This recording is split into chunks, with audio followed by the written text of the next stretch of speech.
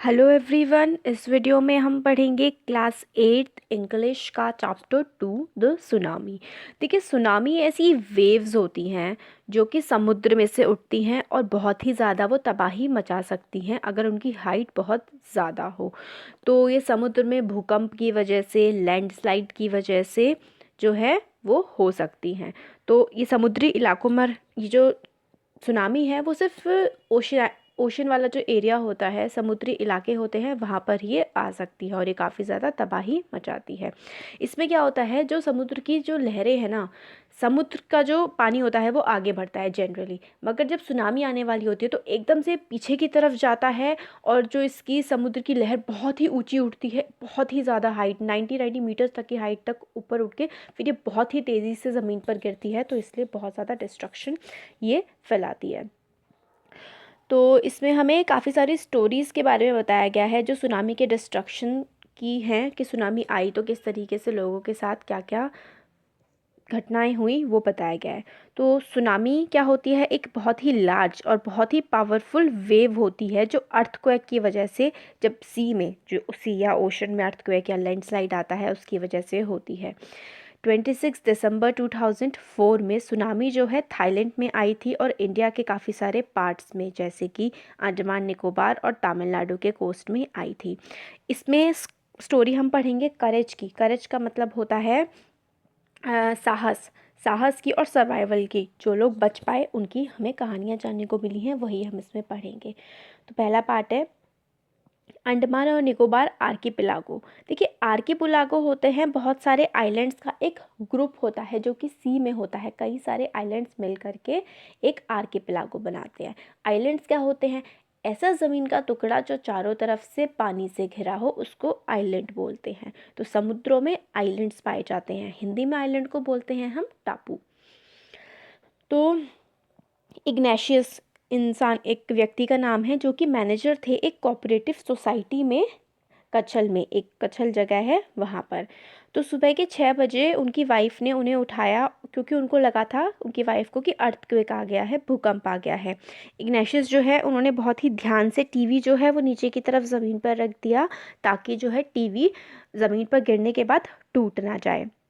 फिर उनकी फैमिली जो है rushed out of the house, पूरी की पूरी उनकी फैमिली जो है वो रश आउट मतलब एकदम फटाफट से बाहर निकल गई घर के।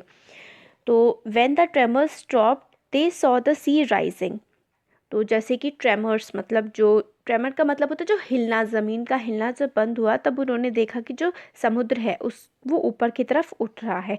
Chaos and confusion, in the chaos and confusion, two of his children caught hold of hands of their mother's father and mother's brother and rushed in opposite direction। तो ये सब देख करके, चाओस मतलब कंप्लीट डिसऑर्डर, जिसमें कुछ पता ना लगे कि क्या होने वाला है या क्या हो रहा है, इस तरीके की कंडीशन थी। तो जो ये थे इग्नेशियस, इनके जो दोनों बच्चे थे, एक ने अपने मामा का हाथ, mother's father, the mother's father मतलब नाना, मदर्स ब्रदर मतलब मामा, उन दोनों के हाथ पकड़े और अलग अलग दिशाओं में चले गए। He never saw them again, his wife was also vaped away, only 3 other children who came with him were survived. तो वो दोनों बच्चे जो अपने नाना और मामा का हाथ पकड़ के अलग अलग दिशाओं में चले गए थे, वो पानी में बह गए और वो वापस उन्हें कभी नहीं मिले, इग्नेशियस को। और इग्नेशियस की जो वाइफ थी वो भी, इस जो घटना हुई थी इसमें उनकी वाइफ की भी डेथ हो गई थी। 3 उनके जो बच्चे थे जो खुद इनके इग्नेशियस के साथ थे, सिर्फ वही बच पाए थे। फिर एक तो ये इग्नेशियस की स्टोरी है, फिर एक और स्टोरी हमें सुनामी की इसमें आगे बताते हैं, कचल आइलैंड की। ये वाली भी कचल आइलैंड की थी, और अब ये जो संजीव जो एक पुलिसमैन है, इनकी स्टोरी भी जो है एक की कचल आइलैंड की है। कचल आइलैंड निकोबार ग्रुप में जो है वो पढ़ते हैं। तो जो ये संजीव थे, इन्होंने किसी तरीके से मैनेज किया खुद को बचाना, अपनी वाइफ को और अपनी बेटी को। फिर वेव से इन्होंने खुद को बचा लिया था, फिर तभी उन्होंने आवाज़ सुनी हेल्प की। किसकी? जो जॉन थे, जो उनके गेस्ट हाउस के कुक थे, और जॉन की वाइफ की आवाज़ सुनी कि उनको वो बचा लें। तो संजीव जो है उनको मदद करने के लिए पानी में कूदे, उनको बचाने के लिए। बट वो दोनों जो थे वो वहाँ से मतलब डूब चुके थे और उनको वो नहीं बचा पाए थे। तो ये थी संजीव की कहानी। अब 13 ईयर ओल्ड मेघना जो थी वो भी जो है बह गई थी, स्वेप्ट अवे मतलब पानी में along with her parents and 77 other people. तो इसमें मेघना की स्टोरी है कि वो बह गई थी अपने पेरेंट्स के साथ और 77 और लोग थे, और उन्होंने लगभग 2 दिन जो है वो ऐसे ही सी में बहते बहते गुजारे। उन्होंने क्या किया था, जो मेघना थी, इन्होंने एक वुडन का पट्टा सा था, कुछ जैसे कि लकड़ी कुछ थी, उसको पकड़ लिया था। कई बार रेस्क्यू हेलीकॉप्टर्स आए, इसमें बता रहे हैं कि 11 टाइम्स उन्होंने, मेघना ने देखा रेस्क्यू हेलीकॉप्टर। रेस्क्यू या फिर रिलीफ हेलीकॉप्टर का मतलब है जो हेलीकॉप्टर लोगों को बचाने के लिए आए थे वो उनके सर के ऊपर से निकल गए, मगर हेलीकॉप्टर उनको देख नहीं पाए। फिर किसी तरह जो है फिर वो कुछ टाइम बाद जब उन्होंने देखा, जब वो उनका होश आया उनको, तो वो समुद्र के किनारे पे उन्होंने खुद को पड़ा हुआ पाया था। फिर एक और कहानी है अलमाज जावेद की। वो 10 ईयर्स ओल्ड थे, वो एक स्टूडेंट थे कार्मेल कॉन्वेंट में और पोर्ट ब्लेयर में। वो अपने उनके फादर का वहाँ पर पोर्ट ब्लेयर में पेट्रोल पंप था। उनकी मदर रहला जो थी वो कहाँ की थी, नानकौरी आइलैंड की, और उनकी फैमिली जो है वहाँ पर गई थी सेलिब्रेट करने के लिए क्रिसमस। तो नानकौरी आइलैंड में वो लोग क्रिसमस को सेलिब्रेट करने के लिए गए हुए थे, ये अलमाज जावेद जो है। फिर जब ट्रेमर्स जो है, ट्रेमर्स मतलब वही जो भूकंप के झटके जो है मॉर्निंग में फील हुए थे, तब उनके जो परिवार था वो सो रहा था। अलमा के फादर ने देखा कि जो सी का पानी है वो रिसीड हो रहा है, मतलब पीछे की तरफ जा रहा है। तब उनको समझ में आ गया कि ये अभी पीछे की तरफ जा रहा है, फिर पूरी फोर्स के साथ वापस आएगा। उन्होंने सब लोगों को कहा कि जल्दी जल्दी चलो और सेफ प्लेस पर पहुंच जाओ। उनके ग्रैंडफादर जो है वो भाग रहे थे, मगर उनके ज़ोर पर बहुत ही, उनके सर पर काफ़ी तेज़ से जो सुनामी की लहर थी वो आकर पड़ी और वो वहीं पर गिर गए। उनके जो फादर हैं, ये जिनकी बात करें अलमाज जावेद, उनके फादर हेल्प करने के लिए गए। फिर मगर जो है एकदम से बहुत ही बड़ी वेव सी आई, समुद्र की जो लहर है वो आई और उन सबको बहा करके ले गई। अलमा की जो मदर थी और उनकी आंट थी, उनकी आंटी और उनकी मदर ने अलमा की जो थी एक पेड़ को, बहुत ही, कोकोनट के पेड़ को बहुत तेज़ी से पकड़ रखा था। और जब उन्होंने देखा, वो अलमा को वो बुला रहे थे, मगर वो पेड़ भी उखड़ गया उस पानी की लहर से, और उनकी माँ, उनकी मदर और उनकी आंट जो है वो सारे बह गए। अलमा को दिखा एक वुड लॉग, मतलब वो तो लकड़ी का एक पट्टा जैसा दिखा, तो अलमा ने उसको पकड़ लिया और फिर वो मतलब बेहोश हो गए। उसके बाद फिर अगले दिन उन्होंने खुद को पाया एक हॉस्पिटल में, कमोरता के। फिर अगले ही दिन जब उनकी मतलब नींद खुली तो उन्होंने खुद को कमोरता के हॉस्पिटल में पाया, जहाँ पर मतलब उनको लाया गया था, मतलब पोर्ट ब्लेयर में।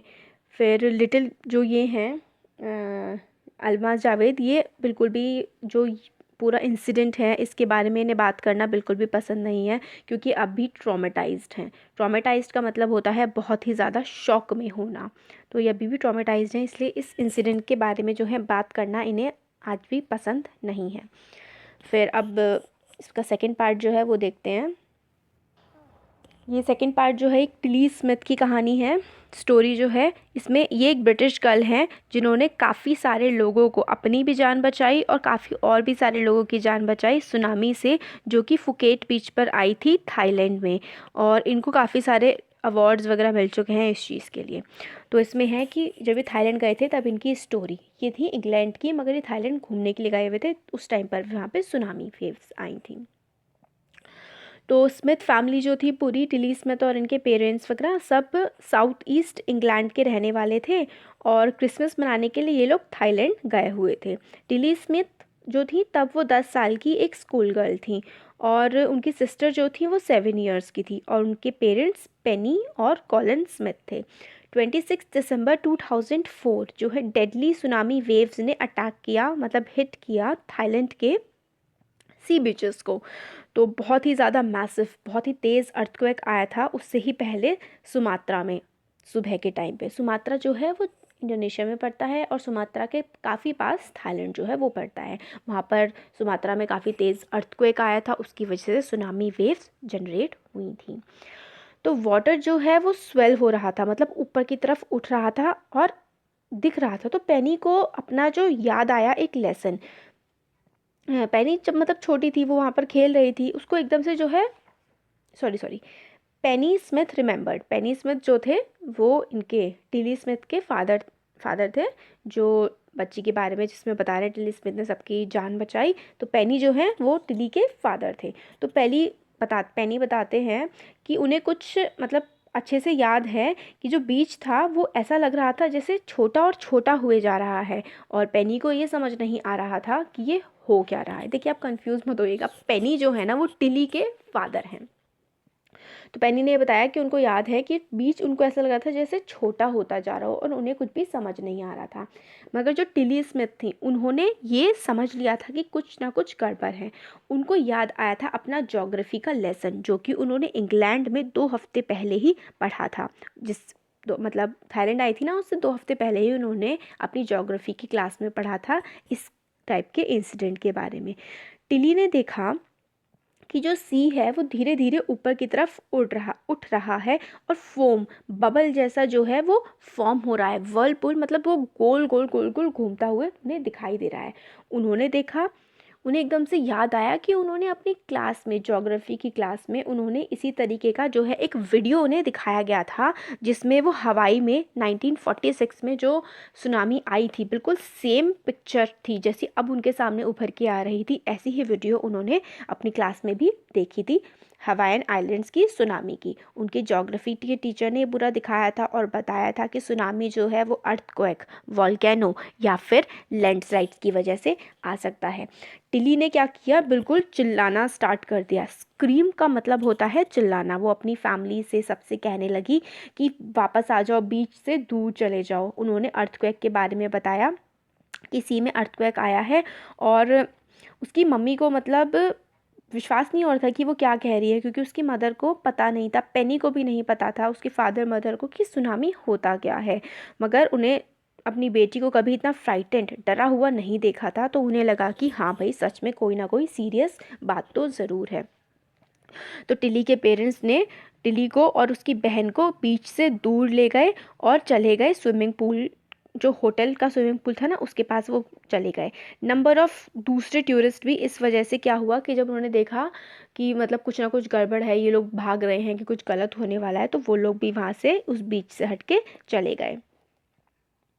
फिर क्या हुआ, then it was if the entire sea had come out after them, I was screaming run। तो फिर ऐसा लगा जैसे कि पूरा का पूरा सी उस बीच पर उतर करके आ गया हो और जो टिली थी वो बस यही बोले जा रही थी, भागो भागो यहाँ से भागो।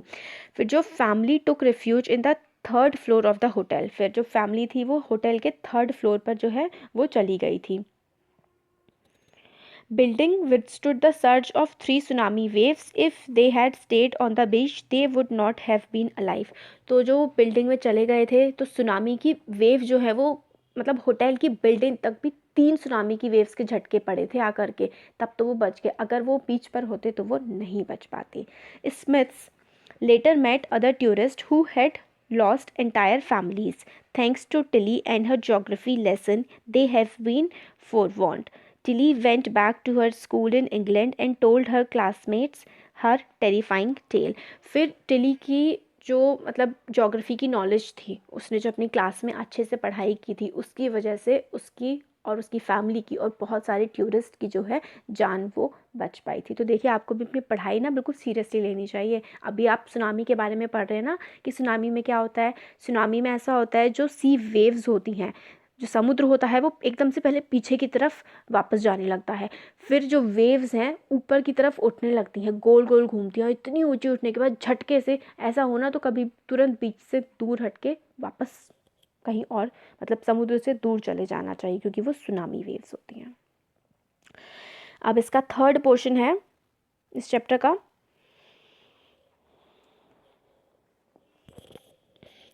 तो before the giant waves slammed into the coast in India and Sri Lanka, wild and domestic animals seemed to know what was about to happen. They fled to safety। तो देखिए जानवरों को ना, चाहे वो अर्थक्वेक हो या कोई भी नेचुरल कैलामिटी जब आने वाली होती है, प्राकृतिक आपदा जब आने वाली होती है, तो जानवरों को पहले ही पता लग जाता है।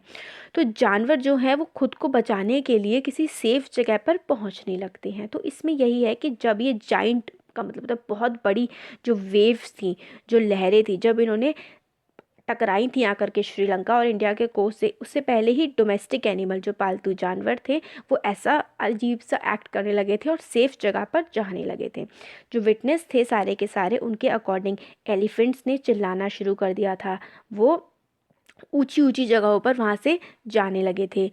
और डॉग्स जो हैं वो मतलब बिल्कुल बाहर जाना नहीं पसंद कर रहे थे, उनका था कि वो अंदर ही रहेंगे।